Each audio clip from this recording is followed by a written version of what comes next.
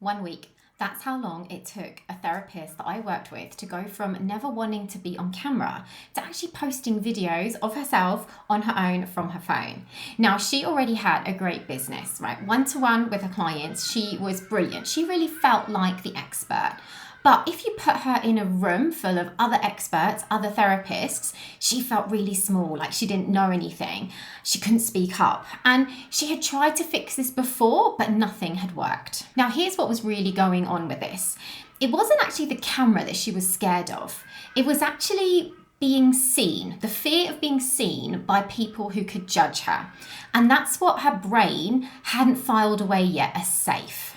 So the real question was never, why am I scared of this? It's, what am I telling myself that this means? And that question is what changed everything for her. And by the end of this video, you're going to know how to ask it too. I'm going to show you why that stuck feeling is your brain telling you something specific. I'm going to give you one simple question that finds out what it is it's actually protecting, and I'll show you how to fix it with proof that your brain can actually believe. So that feeling of being stuck actually disappears. Now, does this resonate? You've had something that you knew you should do, but you didn't do it, right? So maybe it was asking for the pay rise that you knew you had earned at work. Maybe it was putting your name forward for a promotion. Maybe it was finally posting the thing on social media that would actually get you noticed instead of perhaps letting someone else take the credit. And you thought about this, all right? You knew that all these decisions made sense. But right before you actually did those things, something in you pulled back. Now, you thought about doing one of these things, right? You knew it made sense. But right before you went to go and do the thing, something inside you pulled back. Perhaps you found a reason to wait, to perhaps tweak the post one more time, or to think to yourself, oh, I'll do this next week instead. Now, this is what most people call self-sabotage. But actually what's happening is that it's not you working against yourself. It's your brain sorting everything into two categories, right? Things it knows and things it doesn't. Things it knows feel safe to your brain, right? Because it's seen them before and it knows that you've survived. Things that it doesn't know feel risky, even if there's actually nothing dangerous about them, but it feels risky because your brain can't guess what happens next. Now, neuroscientist Joseph Ledoux, he has shown exactly this. Your brain's alarm system, your amygdala, it can sound the alarm before you're even aware anything's actually happened. So by the time you consciously decide to wait and delay and not do your thing, your body has already made that choice for you. And this happens on a much bigger scale than what most of us actually realize. Cell biologist Bruce Lipton, he points to research suggesting that the background part of your brain handles millions of pieces of information every second, whilst the part of you that thinks in words and makes decisions handles only a tiny handful. So when someone tells you to just push through the fear and do it anyway, what they're asking is that tiny slither of you, that conscious mind, to overrule almost everything else that is actually running the show. And that's a bit like you getting caught in a riptide and you trying to swim against it. It may work for a little bit, but eventually the riptide is going to pull you back in. And that's just your brain doing its job. Okay, so that's what's happening underneath why you are pulling back. Next, I'm going to show you what it looks like to find the exact belief causing it and how quickly things can change once you do. As I said at the start of the video, I worked with a therapist client who already had a really successful business. Now, when we asked what she was telling herself that it meant to be visible around other experts, it actually had nothing to do with how good she was at her job.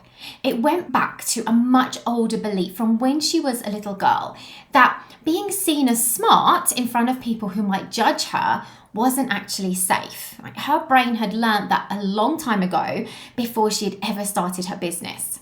And once we found that one belief, within a week, she was on camera, on her phone, making reels and being completely fine about it. Something that had felt completely impossible before that. Now, that change didn't come from trying harder or feeling braver. It actually came from following a specific set of steps. And that's what I want to show you now. So I'm sure you've done this too. You've rehearsed in your head asking for the pay rise instead of actually just asking it for real. Perhaps you've drafted an application instead of actually sending it in. Perhaps you've written the post that you wanted to publish, but you've never hit publish. Now, these all actually become a loop, and here's what's actually causing it. So I call this the meaning loop. And once you can actually see the loop, everything starts to make sense. So here's how it works. Now, something happens, all right? Perhaps your business coach wants you to raise your prices. You've got an invitation to speak. You've got a moment to be seen, a moment to be visible. Now, before you even notice it happening, your brain asks itself, what does this mean? And if the answer that it lands on is something like, if people really see me, I'm going to be found out as a fraud, what happens is that you pull back. Your brain stops you from doing the thing.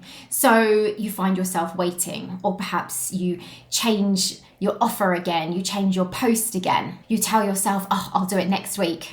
Now, here's the part that actually turns it into a loop. Now, because you pull back, your brain never actually got the chance to find out if that meaning was even true, whether it actually is unsafe or not. Nothing happened either way. So next time something similar comes up, your brain runs the exact same meaning again, because nothing has actually proved it wrong. Nothing has told your brain that this is safe, because the thing actually hasn't happened yet. So the same thing happens, same meaning, same pulling back, over and over in a constant loop, sometimes for years. And so if that loop keeps running because nothing ever proves it wrong, you'd actually think that saying something different to yourself would fix it. So perhaps things like an affirmation, for instance, right? Saying to yourself, I am successful, I am deserving of this pay rise. But it actually doesn't. You've probably tried saying things like, I am confident, and it just hasn't resonated with you. And it's not because those words are necessarily wrong, it's because your brain isn't convinced by just a sentence that you say to yourself. It's convinced by proof. And right now, the loudest proof it has is your own body tensing up every single time this happens. So perhaps you say to yourself, I am successful, I am deserving of earning more. As you say it, your body kind of tenses up and winces, it contracts. And your brain is going to listen to your body, not the words that you are saying. Now, if a sentence like an affirmation can't fix it, here's what can. And it's a few steps, all right? It's not one quick trick. Now, the first step is noticing the pulling back the moment it happens. And I don't want you to try and fight it or to think your way past it. Just notice it. Just notice it like a piece of information, right? Notice, okay, there's fear here, right? It's pulling me back. What is it trying to tell me? That's step one. Step two, I want you to ask yourself, what am I telling myself this means? And just let exactly your thoughts come up. And it's probably nothing like, I'm scared of being seen in general.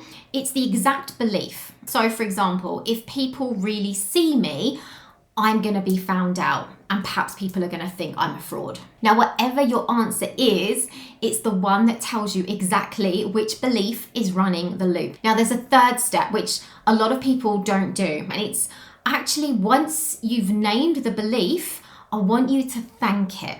Right? Not because it necessarily got things right, it didn't, but because a long time ago, that belief was trying to protect you from something that really wasn't safe back then.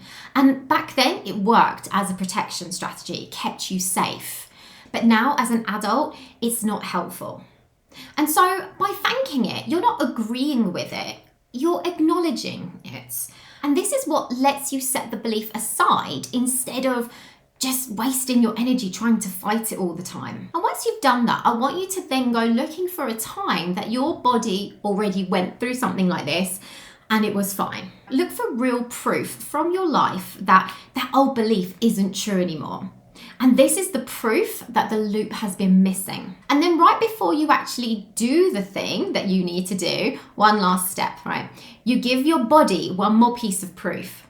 You visualize yourself having already sent that email. You visualize yourself already being on camera, on that podcast, on stage, on a reel. You picture yourself saying your new price to a potential client and it going fine. Now, your brain doesn't know what is real and what is imagined. So by actually visualizing the thing that you need to do going right, your body is practicing what safe actually feels like, and it's going to start to create a new neural pathway in your brain. So it's going to start to become familiar for you. And those are the steps, all right? That's what closes the loop. So we notice it, we name the exact belief, we thank it for trying to protect you, and we find proof that it's not true anymore. And then finally, we practice the new outcome before you do it. So once your brain has that proof, it stops running the old belief because it finally has something newer to go on. So if you've been stuck at the same ceiling for a while and you think there's something underneath it that you haven't quite found yet, that's exactly what I help my clients do inside the Unleash method. So if that's you, there's a link below to get on a call with me. Otherwise, I will see you in the next video.